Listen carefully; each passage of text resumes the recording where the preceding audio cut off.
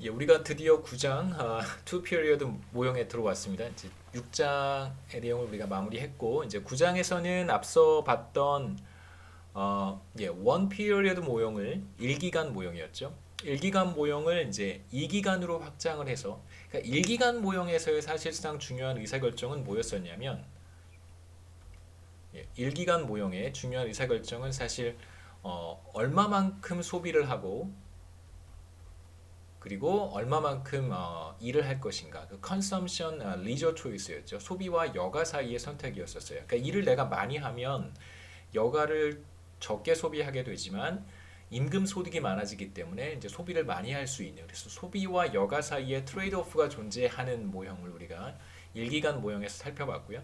이제 2기간 모형에서 우리가 보려고 하는 내용은 투 피리어드 모형은 이제 이 기간이 존재하는 거죠. 네, 오늘과 내일 혹은 뭐 현재와 미래 두 기간이 존재하는 이 기간 모형에서는 우리가 그러니까 노동 공급과 여가에 대한 문제는 보지 않을 거고요. 여기에서는 이제 오늘의 소비와 내일의 소비가 중요하니까 오늘의 소비와 내일의 소비가 중요하니까요. 그래서 이기가 모형에서 중요한 것은 바로 이제 consumption saving 의사결정입니다.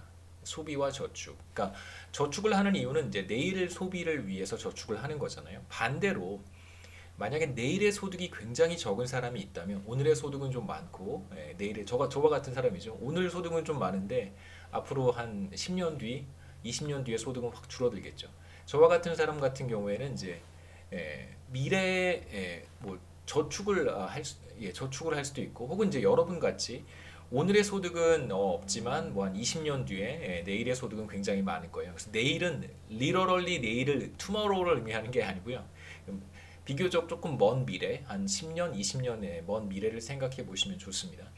그런 경우에는 이제 대출을 받아서 미래의 소득을 끌어당겨 와서 현재에 소비할 수도 있겠죠.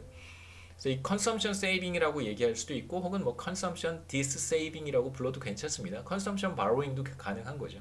그냥 우리가 이제 일반적으로 consumption saving 의사결정, 소비와 저축의 의사결정을 9장에서 보도록 하겠습니다.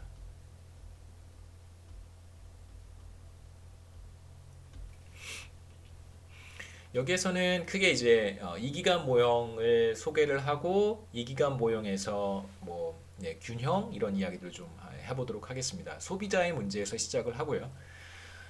뭐 기업의 문제는 여기에서는 특별히 보지는 않고 우리 다음 챕터 다음 챕터로 넘어가서 기업의 문제를 같이 보도록 하겠습니다.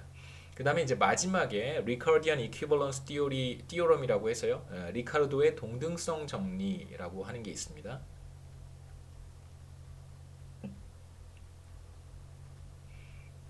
이 내용도 마지막에 잠깐 보고 이제 9장을 마무리하도록 하죠.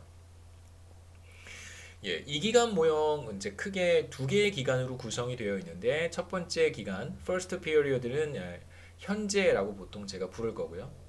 그 다음에 second period는 이제 미래라고 부르겠습니다. 그러니까 오늘 내일이라는 표현도 제가 섞어서 쓸 텐데 여기서 내일은 정말 literally tomorrow를 의미하는 것은 아닙니다. 현재 오늘이라고 부르기도 할 거고요. 미래는 내일이라고 부르기도 하겠습니다.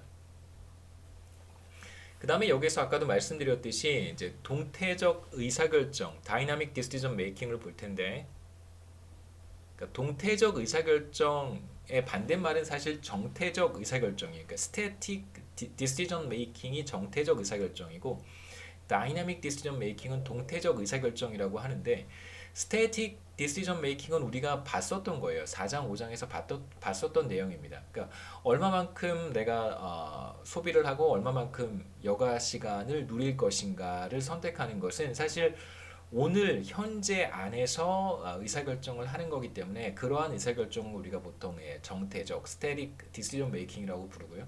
지금과 같이 서로 다른 기간이 존재해요. 그러니까 first period와 second period가 존재한단 말이에요. 오늘, 내일, 현재와 미래 이렇게 시간이 구분되어 있을 때의 의사결정을 동태적 의사결정이라고 합니다. 아까도 말씀드렸듯이 많은 사람들이 오늘과 내일을 염두에 두고 의사결정을 해요. 오늘 내가 더 많이 소비할 것인지 아니면 내일을 위해서 오늘 조금 적게 소비하고 저축을 할 것인지 이러한 의사결정을 합니다. 그래서 여기에서는 현재의 소비와 미래의 소비 사이의 상충관계, 트레이드 오프를 볼 거예요. 그러니까 현재의 소비를 내가 많이 하고자 한다면 당연히 미래 소비를 희생해야 되겠죠. 반대로 내가 미래에 더 많이 소비하고자 한다면 현재의 소비를 조금 희생해야 될 거예요. 여기서 이제 중요한 가정이 있는데 뭐 계속해서 내가 소득이 늘어난다면 이러한 상충관계를 우리가 당연히 피할 수 있겠죠. 우리가 나중에 보겠지만 오늘의 소득, 현재의 소득도 일정하고요. 미래의 소득도 일정해요.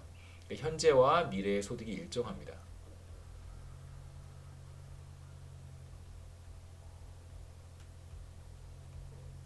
그러니까 미래에 내가 뭐 무지무지하게 많은 소득을 예상한다면 물론 그렇다고 하더라도 사실 뭐 컨섬션 세이빙 디시전 문제를 피할 수는 없겠지만 이제 우리가 조금 더 현실을 잘 반영하기 위해서 현재와 미래의 소득이 이제 일정하게 주어져 있고요. 그렇다면 라이프타임 인컴이 사실상 주어져 있는 거예요. 그러니까 오늘과 내일 소득이 다 정해져 있습니다. 그렇다면 이제 우리가 어떤 생각을 해볼 수 있냐면 과연 얼마만큼을 내가 지금 소비하고 과연 얼마만큼을 내가 내일 소비할 것인가, 미래에 소비할 것인가를 이제 결정하는 문제가 되겠죠. 그래서 일종의 이제 컨섬션 포트폴리오를 잘 해야 되는 것입니다. 얼마만큼을 현재 소비하고 얼마만큼을 미래에 소비할 것인가. 그렇기 때문에 내가 오늘 더 많이 소비하게 되면 미래의 소비를 포기해야 되고 내가 미래에 더 많이 소비하고 싶다면 현재의 소비를 좀 포기해야 됩니다. 현재의 소비를 포기하는 방법은 저축이죠. 저축을 통해서 현재의 소비를 줄일 수 있어요. 또는 저축을 통해서 현재의 소비를 미래로 보낼 수 있습니다. 이런 표현을 사실 많이 쓰는데요. 저축을 통해서 현재의 소비를 미래로 보낼 수 있어요.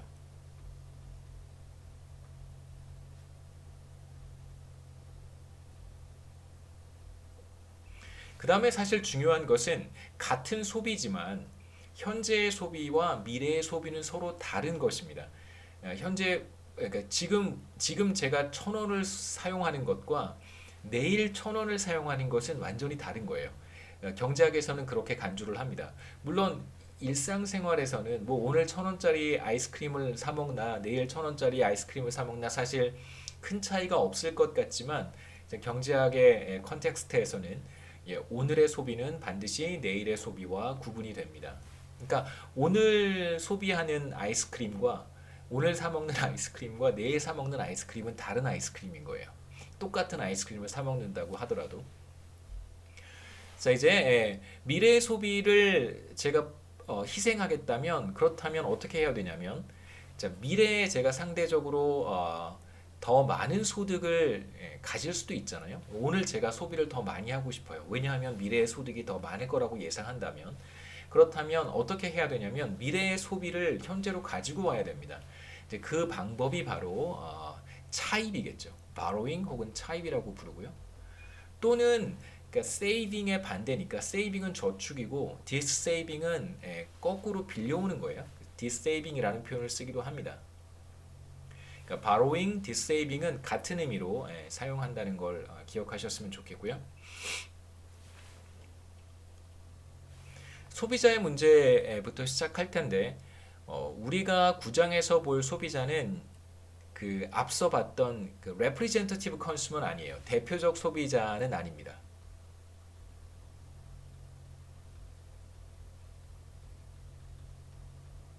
그러니까 모든 소비자들이 동일하기 때문에 우리가 한 사람의 소비자의 의사결정을 보면 우리가 모든 문제를 해결할 수 있다고 말씀을 드렸었어요. 우리가 4장, 5장에서는. 하지만 여기에서는 어떤 사람은 저축을 하고 어떤 사람은 차입을 해야 돼요. 그러니까 세이빙을 하는 사람이 있고 바로잉을 하는 사람이 공존해야 하기 때문에 그러니까 만약에 세이빙만 하는 사람이 있으면 그러니까 만약에 레프리젠터티브 컨슈머로 우리가 생각해 보면 세이빙만 하는 사람이 존재하는 거예요. 그렇다면 한쪽에서는 바로잉을 해줘야 되는데 빌리는 사람이 없이 세이빙만 하는 사람이 존재하는 것은 사실 좀 이상하고 그 다음에 세이빙 하는 사람이 없는데 바로잉 하는 사람만 있다면 그것도 좀 이상해요. 그렇기 때문에 우리는 여기에서 바로잉 하는 사람도 있고 세이빙 하는 사람도 있어야 되기 때문에 대표적 소비자의 문제를 보는 것이 아니라 기본적으로 소비자들이 이질적이다. 소비자들은 서로 다르다라고 가정을 하고 시작하겠습니다.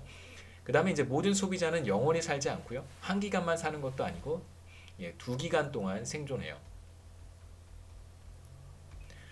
그 다음에 아까도 잠깐 말씀드렸지만 소득은 일정하게 주어져 있습니다. 그걸 이제 익사지너스하다고 얘기를 하고요. 외생적이다라고 표현합니다. 그래서 소득 수준은 현재의 소득은 Y로 주어져 있고요. 미래의 소득은 Y 프라임으로 주어져 있어요. 현재의 소득은 Y, 미래의 소득은 Y 프라임. 그래서 프라임이라고 하는 의미는 그냥 단순히 미래라는 의미로 생각하시면 됩니다. 그래서 뭐 Y t 시점과 t 플러스 1기를 우리가 생각해 본다면 이제 y는 yt에 대응하는 것이고 y 프라임은 yt 플러스 1에 대응하는 거라고 생각하시면 좋겠습니다. 소비자의 예산 제약은 이제 현재의 예산 제약과 이제 미래의 예산 제약을 우리가 모두 다 고려를 해야 되는데요. current period, 현재기에 현재의 예산 제약은 단순하죠. consumption과 saving 의사결정만 해요. 주어진 소득은 Y인데 이제 모든 소비자들은 세금을 내야 됩니다. 그래서 타우가 세금이고요. 여기서의 세금은 그러니까 세율을 의미하는 것이 아니라 일정한 금액을 그냥 세금으로 내는 거예요. 그래서 세율의 개념이 아니고 모든 사람들은 동일한 금액을 세금으로 내야 됩니다. 소득이 많은 사람도 예를 들면 뭐 세금 10만 원 내야 되고 소득이 적은 사람도 세금 10만 원을 내야 된다. 이렇게 생각하시면 됩니다. 이러한 세금을 럼섬 텍스라고 하는데요. 실제로 럼섬 텍스는 주민세 정도, 현실에서는 주민세 정도가 되겠죠.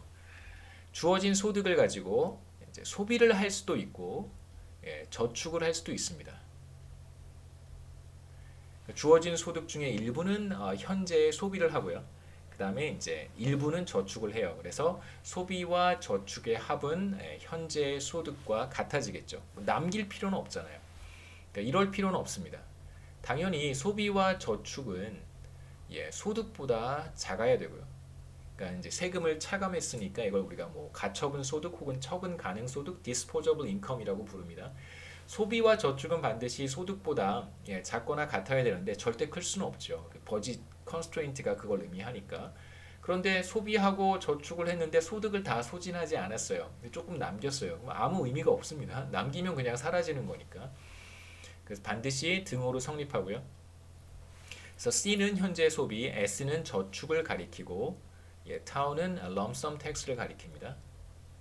자, 만일 S가 0보다 큰 값이라면 그러면 이건 저축을 하는 거예요. 우리가 지금 생각하는 소비자는 saver 혹은 뭐 lender, 빌려주는 사람, 저축하는 사람이 빌려주는 사람이라는 의미와 같이 같은 의미를 갖습니다. 렌더라고 하고요. 세이버와 같은 의미이고 그 다음에 이제 S가 마이너스라는 얘기는 잘 한번 생각해 보시죠. S가 마이너스입니다. 버짓 컨스트레인트에서 예산 제약에서 S가 마이너스라면 이게 마이너스라면 어떻게 될까요? S가 마이너스라면 자 이렇게 생각해 보시죠. C는 Y 마이너스 타우가 disposable income이고 이제 S를 오른쪽으로 넘겨줘요. 마이너스 S가 되겠죠. 자 그런데 S가 마이너스니까 S가 마이너스인 경우를 보고 있습니다. S가 마이너스니까 이제 이 값은 플러스가 될 거예요. 마이너스 S는 플러스가 돼요. 그러면 소득이 늘어나는 경우가 되겠죠. 다시 말하면 S가 마이너스라고 하는 것은 0보다 작다라고 하는 것은 차입을 해서 현재의 소득으로 사용하겠다라는 뜻입니다. 차입을 해서 그리고 예산 제약에서 오른쪽으로 이렇게 넘겨주면 마이너스 S가 되고 S가 음수니까 마이너스의 S는 양수가 돼요. 소득이 늘어나는 효과가 있는 거죠. 그래서 차입을 통해서 이 현재 소비를 늘리겠다는 거예요.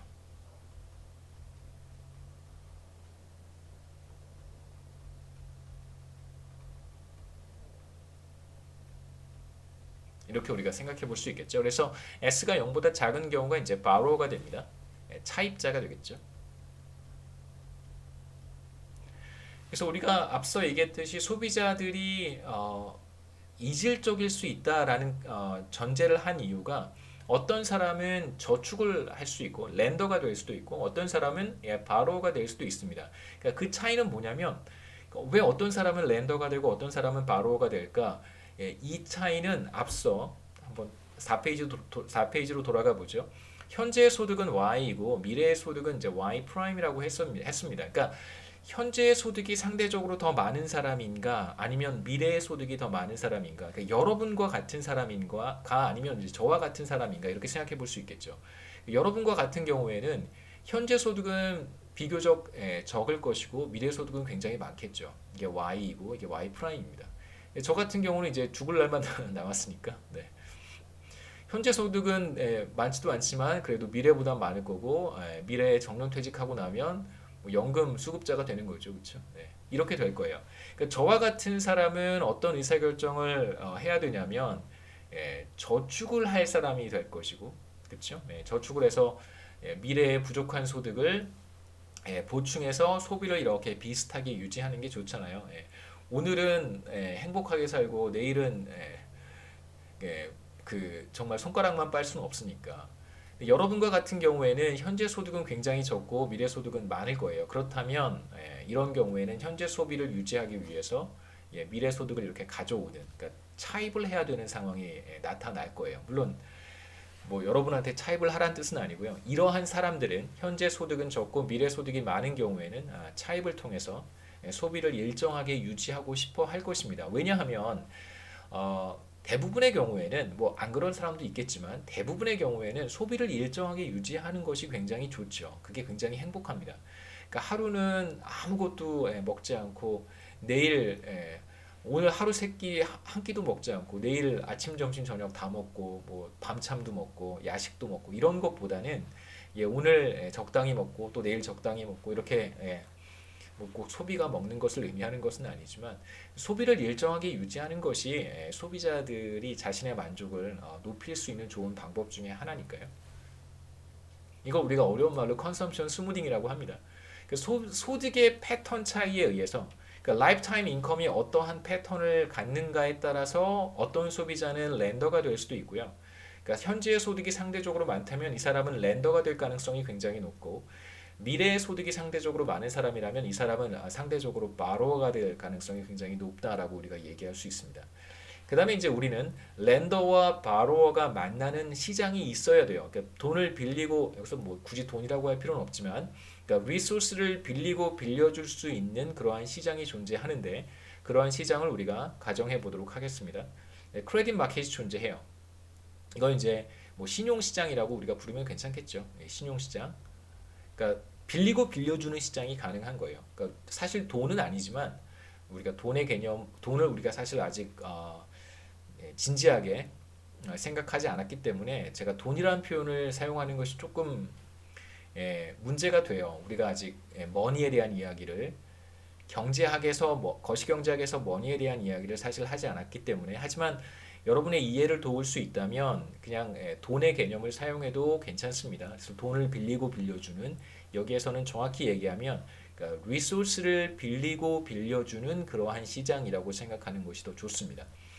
자, 미래의 예산 제약도 우리가 생각해 봐야 되는데요. future period의 예산 제약은 마찬가지예요. 그러니까 future period에서의 유일한 차이는 두 번째 기에 들어가면 세 번째 기간은 없잖아요. 이 기간만 사는 사람이기 때문에 두 번째 기간 마지막 기예요. 그러니까 저축을 할 필요가 없어요. 저축을 해봐야 누구한테 물려줄 수도 없고 내일은 없기 때문에 두 번째 기간의 예산 제약에서는 저축이 나타나진 않습니다. 여기에서는 저축하지 않아요. 그러니까 아무 의미가 없는 거잖아요.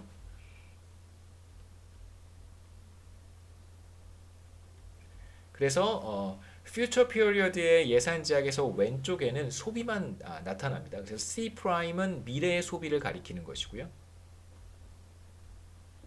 그 다음에 미래의 소득이 Y 프라임이고, 그러니까 미래의 소득을 미래에 소비하는 거예요. 두 번째 기에. 그 다음에 이제 미래에도 다음 기에도 세금은 내야 됩니다. 럼섬 텍스 두 번째 기에 내야 되는 세금을 이제 타우 프라임이라고 제가 표시를 했고요. 그 다음에 이제 여기 새로운 텀이 하나 등장하는데 자, 이것은 첫 번째 기회, 그러니까 current period에 저축을 한 사람이라면 이제 그게 한 기간이 지나서 이자와 원금을 받겠죠. 누군가한테 빌려주었을 수도 있고, 뭐 금융기관에 예치를 했을 수도 있습니다. 여기서 이제 사실 우리가 금융기관을 따로 생각하진 않는데, 그러니까 렌더와 바로워가 만나는 시장이 존재한다는 거잖아요. 그런 시장에 금융 중개 기능을 수행하는 그런 은행들이 있다라고 생각하셔도 괜찮습니다. 그래서 은행들은 무보수로 공익적 차원에서 렌더와 바로워가 만나도록 도와주고 그리고 이제 돈을 빌리고 빌려주는 그런 역할을 수행하는 그런 뭐 그런 시장이 존재한다라고 생각하셔도 괜찮아요. 그런 금융기관이 존재한다. 그래서 S만큼을 저축한 사람의 경우에는 저축한 경우를 생각해 보시죠. 그런 경우에는 이제 원금과 이자, R이 이자율입니다. 그래서 원금과 이자를 이제 미래에 돌려받겠죠. 그래서 그것을 미래의 소비에 사용할 수 있습니다. 저축한 사람의 경우에는 그렇고요. 만약에 차입을 한 사람의 경우를 생각해 보면 바로어의 경우를 생각해 보시죠. 그러니까 S가 0보다 작은 사람이 바로어예요. 그러면 미래에 갔을 때 future period에서 무슨 일이 생기는지 한번 보죠. S가 0보다 작다면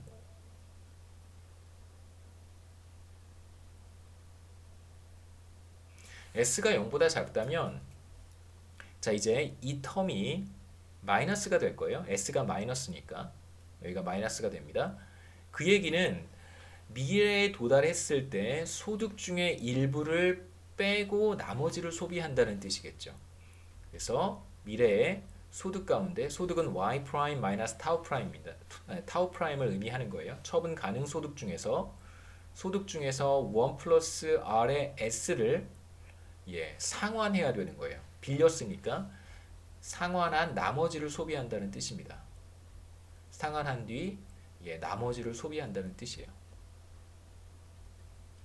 그래서 S가 0보다 작은 경우에는 원금과 이자를 상환하고 소득 중에서 상환하고 나머지를 소비한다. 이렇게 생각하시면 되고요. 렌더의 경우에는 저축을 한 사람이니까 누군가에게 빌려줬으니까 다음 기가 돼서 future period에서 원금과 이자를 돌려받아서 그것을 소비한다라고 생각하시면 되겠습니다. 물론 S가 0인 사람도 있겠죠. 저축하지도 않고 빌리지도 않는 사람도 있을 것입니다. 시간이 여기까지 일단 하고요. 오늘은 이 기간 모형 이제 우리가 예산 제약 정리하고 효용 극대화 문제도 이제 풀어야 되니까 그래서 오늘 강의는 여기까지 하고 이어서 다음 시간에 하도록 하겠습니다.